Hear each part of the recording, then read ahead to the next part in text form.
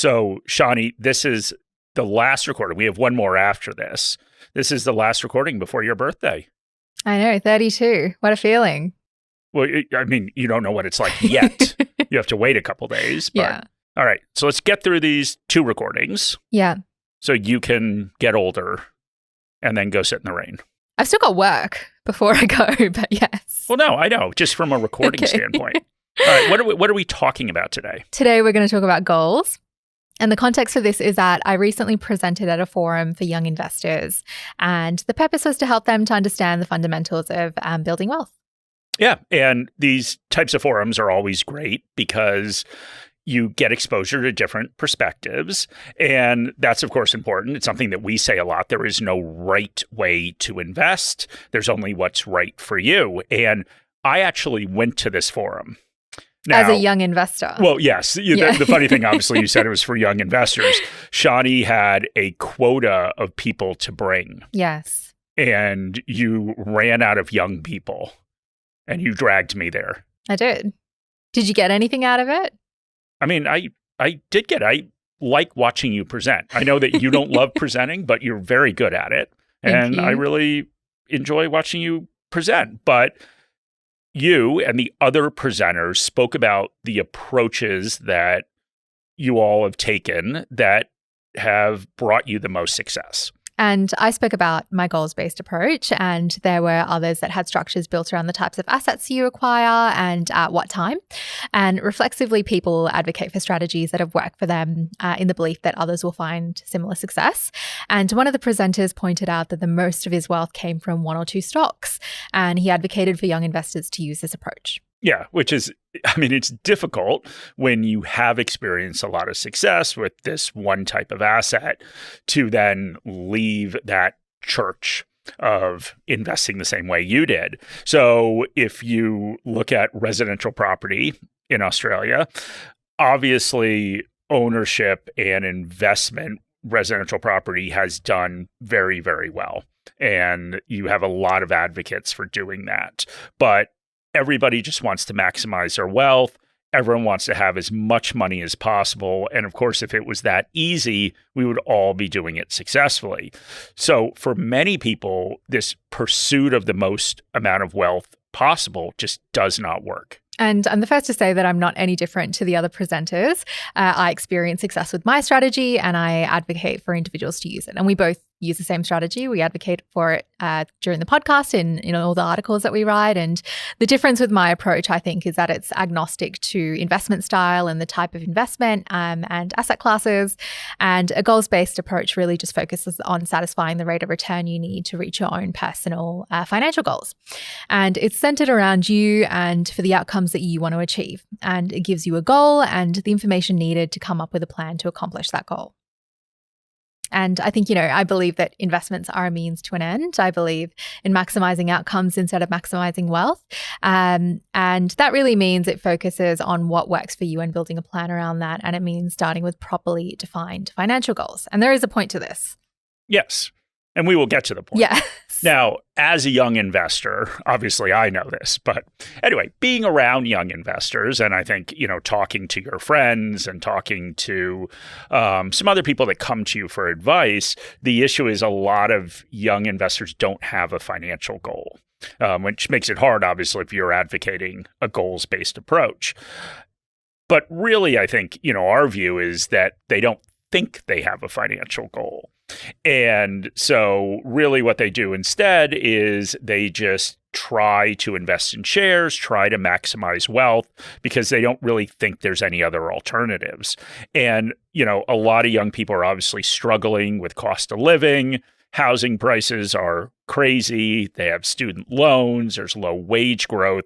And so for a 25-year-old who's putting away $150 a month, getting a deposit for property is just kind of a laughable exercise at this point. And retirement just seems secondary, obviously, when you're young.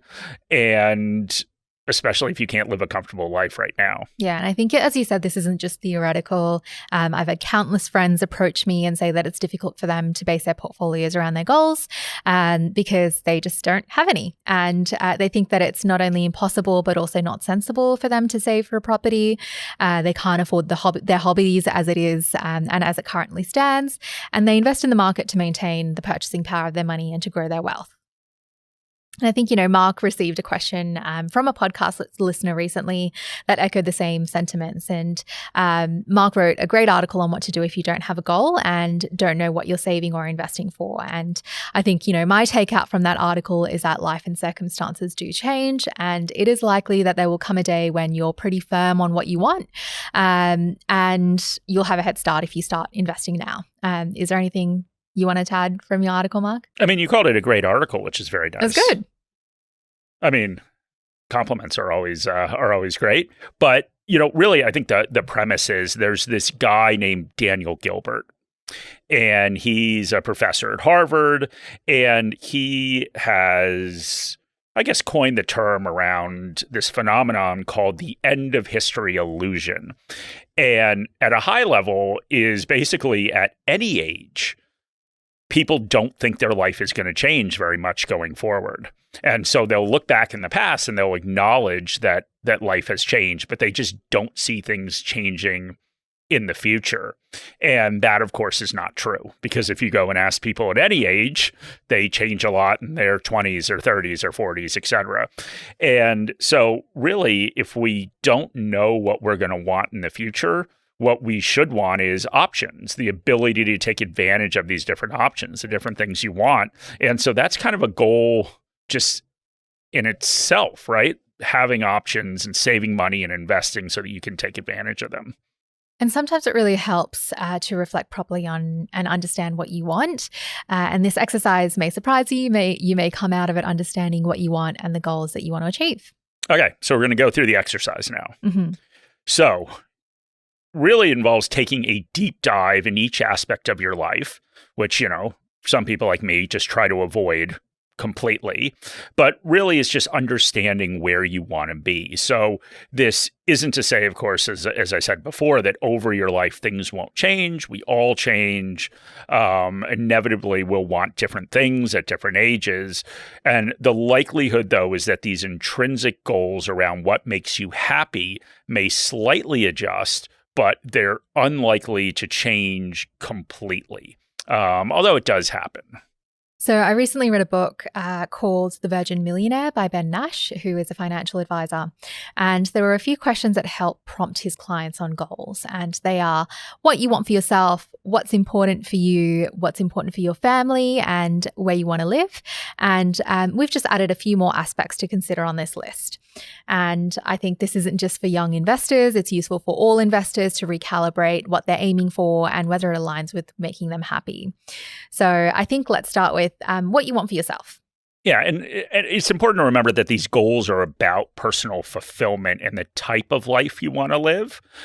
I think the issue with these goals is that they're often very influenced, of course, by what society tells you should be doing and achieving. And really, we want to think of these goals as independent of that. So one question you can ask yourself is, what do you like to do that gives you a sense of fulfillment? And I can start with myself. So for me, it's travel. Which you're doing next week. Exactly. For others, it is hobbies that they may have that require ongoing funding over the long term. It could be flexibility to plan the day a certain way or a sense of stability. And I've costed out travel goals and run through an example of how to turn a hobby into a financial goal in one of the podcasts that we did, but I also have an article as well. Think about what makes you happy day to day and whether it needs an ongoing or future financial commitment that you should plan for. Okay. And now we've got a big one that I feel like everybody has, and that is a goal of financial independence. So obviously, if we just take the inverse of that, the old Charlie Munger technique, nobody wants to be financially dependent on another person or a job or the government. And so financial independence, of course, is this ever-evolving concept where there are a series of milestones, and as you hit one, you just want to move on to the next one. And that, of course, is okay. As we continue to grow as people, over our lives, we can also grow financially as well. So each new step you take builds the foundation for financial independence. And so it's important to think, because everyone has a different definition. One reason the goal is so popular is because it's so flexible. So understand what financial independence means to you is a great place to start. And as Mark said, this can kind of change depending on the stage of life that you're in. So when I finished university, financial independence was an aspiration and it was a modest goal. So it was being able to pay my rent and all my associated living costs. And since then, I've gotten married and I've achieved career growth as well. Because every other podcast, we announce a new promotion for you. Yeah, basically. I spoke to my mother. I think I've stopped though. You literally got promoted last month. Yes. I spoke to my mother yesterday and she was talking about how proud she is of you. That's very nice. Thanks, Karen. It is very nice. So back to financial independence. Yes. Your journey. Yes. It means being able to be independently supporting myself regardless of any unforeseen circumstances now. And it also means that I have my own bank account, I have control of my paychecks, and my finances are structured in a way where I can spend money in a way that suits me. So right now, independence from my employer isn't a qualifier for financial independence. Which is why you're here today. Mark's smiling as I say this, but I have an emergency fund that I built to protect me in case I do lose my job. But I know that in the future, like in the past, my understanding of financial independence will evolve as I approach retirement. And my definition will encompass independence from employers supplying my paychecks. So I've talked a lot about myself. Mark, what about you? Financial independence is obviously a goal for you. How do you think about it? Yeah, I mean, I think sort of historically similar, kind of starting with an emergency fund and moving up. And actually, I had this interview with a reporter at the AFR, and she was talking about, your FIRE number. And so your FIRE number, financial independence, retire early. And so she was talking about that number. And, I was saying how there's kind of stages to it. So, I think I'm at a point now where I can afford to feed myself and have some place to stay, right? So kind of the bare minimum. But I think now it's trying to build in, hopefully by the time I'm retired, building in more the life that I want to live. So that's like another kind of staging of it, I think. All right, let's move on to what's important to you. Your money philosophy relates to the lens through which you view money, and this is often shaped by your own personal experiences and your relationship with your finances. Understand what gives you peace of mind with your money and what aligns with your values. So these goals could be philanthropic, it could relate to education, the standard of living that you want to maintain. Have a think about what these activities would cost for you to maintain. So for example, if it's important for you to ensure that you continue to be a lifelong learner, so if you'd like to continue further education and receive formal qualifications, you can cost that and work towards it. All right. And then there's where you want to live or work, if that's important to you. So I think it's important to both of us. You want to move further away from me because we live in like neighboring suburbs. I know. I can walk to your place in like 10 minutes. So that's why you want to move far away. Well, it's easier for you to move than me now that I bought. So I mean, that's true. That's true. But I just signed a 2-year lease. I guess we're stuck with each other. Well, there we go. So I think the obvious question, we talked about this a little bit, is purchasing a house feasible? And if it's not, then what is? And this could be back to your goals with financial independence. So reasonable goals would be to have enough savings to cover a 5% rent increase or whatever percentage you want to put on there so that it doesn't impact your quality of life, or being able to build a passive income stream that allows you to live closer to work or afford to live close to the beach if that's something that you want. So not all financial goals have to be mammoth, multi-decade achievements. Find ones that will make your life better and align with what makes you happy. All right. So we've got, what do you want for yourself and your family? Depending on your family dynamics, you could want to plan for your children's education costs or for your parents' care costs later in life, or it could be both. We've spoken about this in our podcast on the sandwich generation, but both of these can be significant expenses. And if they are preemptive financial goals, they can be managed better to take the pressure off. And this can be a great goal for not just giving you peace of mind, but also helping with cash flow in the future. So you're able to continue funding or investing for other goals that you're yet to figure out. Do you have Priscilla-related goals? I do, but then they're Priscilla adjacent. I won't bring up because I know that you have like a really insane one. Well, I can talk about it. It's called the Priscilla Death Fund. I know I'm going to be inconsolable upon his death. But this pot of money will help a little bit. Yes. And so I want to use it to move to Paris for a year and just like cook in a nice kitchen and take walks and eat lots of butter. And yeah. So I just like the issue is I obviously don't know when he's going to die. So no, but I hope not anytime soon. You can probably guess. Yeah. Dogs don't live till they're like 30. Yes. So anyway, we'll see. All right. We'll get back into, I'm not going to say sane, more typical goals. Like what would you do if this was a person? Like, do you think I have a death fund for my husband, Matt? Or I don't know.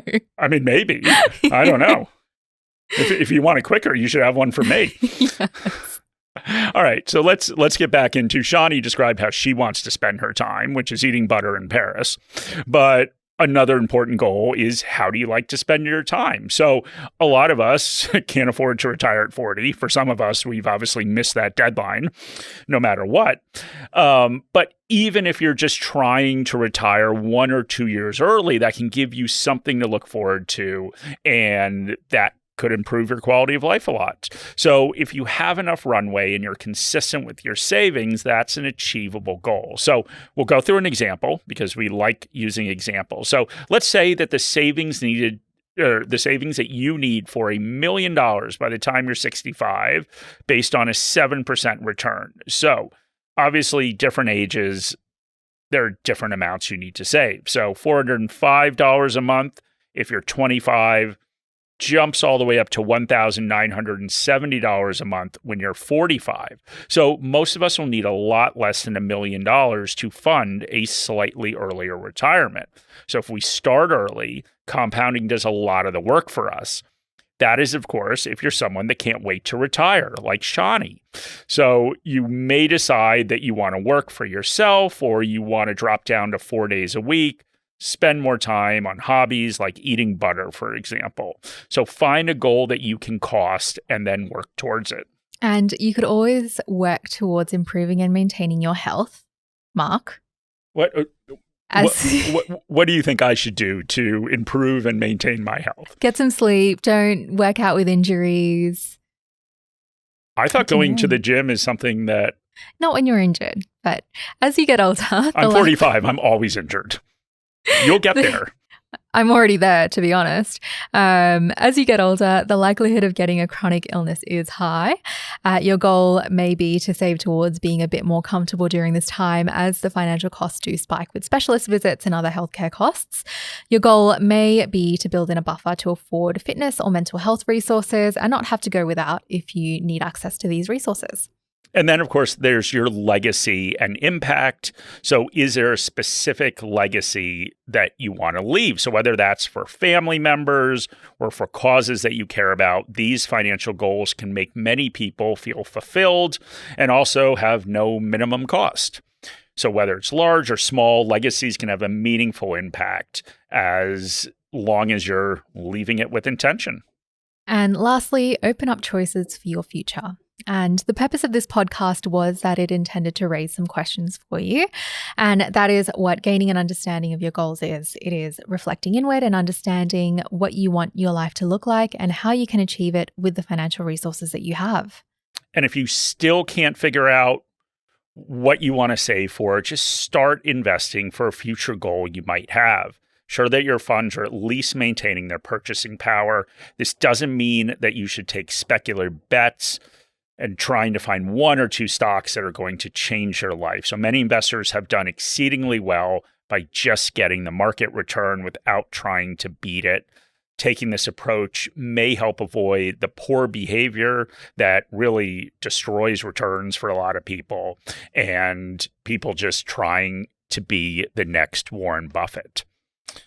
That is our goal podcast. If somebody has a stranger goal than Shani's Priscilla Death Fund, please send me an email because I want to hear about it. And also, I think that every week we should do an update of where you are with the Priscilla. With my Priscilla goal? Not far.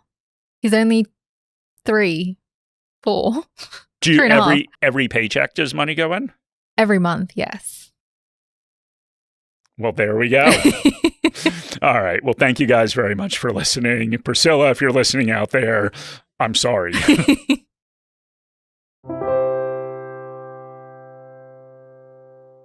This video has been prepared for clients of Morningstar Australasia Proprietary Limited and/or New Zealand wholesale clients of Morningstar Research Limited. Any general advice has been provided without reference to your financial objectives, situation, or needs. You should consider the advice in light of these matters and any relevant product disclosure statement before making any decision to invest. To obtain advice for your own situation, contact a financial advisor.